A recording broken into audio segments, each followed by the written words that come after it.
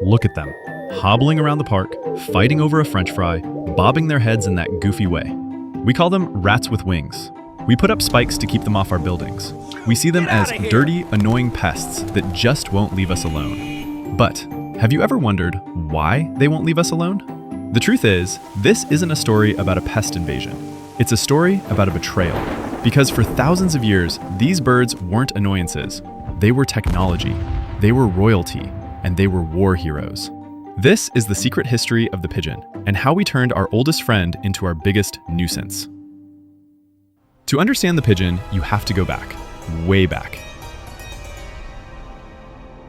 We domesticated pigeons at least 5,000 years ago. In fact, they were likely the very first bird humans ever tamed. Why? Because they have a superpower. No matter where you take them, they can always find their way home. Before fiber optics, before the telephone, even before the Pony Express, the pigeon was the fastest communication technology on Earth. They carried results from the original Olympic Games in ancient Greece. Genghis Khan used a pigeon network to span his massive empire. They were the original text message. And for centuries, owning a pigeon loft wasn't a nuisance, it was a status symbol. But their greatest moment wasn't just delivering mail, it was saving lives. In World War I and II, when radios failed and lines were cut, the pigeon was the only link left. Take Cher Ami, a pigeon in World War I. He was shot through the breast, blinded in one eye, and had a leg hanging by a tendon. But he still flew 25 miles to deliver a message that saved 194 soldiers from friendly fire. They gave him a medal.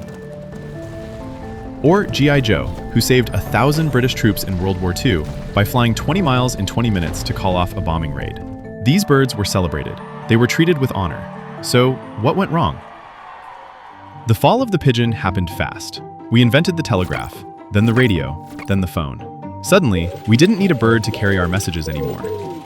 At the same time, we stopped raising them for food. So, after 5,000 years of breeding them to be dependent on us, to live in our cities, and to trust humans, we just fired them. We closed the lofts and turned them out. That's the tragic part. Pigeons aren't wild animals. You don't see them in deep forests. You see them in cities because we bred them to live in cities. Those cliffs they naturally nest on? To them, our skyscrapers are just artificial cliffs.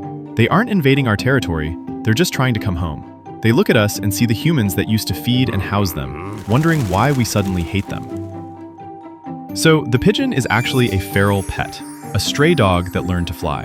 They are the ghosts of a technology we abandoned. So, the next time you see a pigeon on the street, try not to see a rat with wings.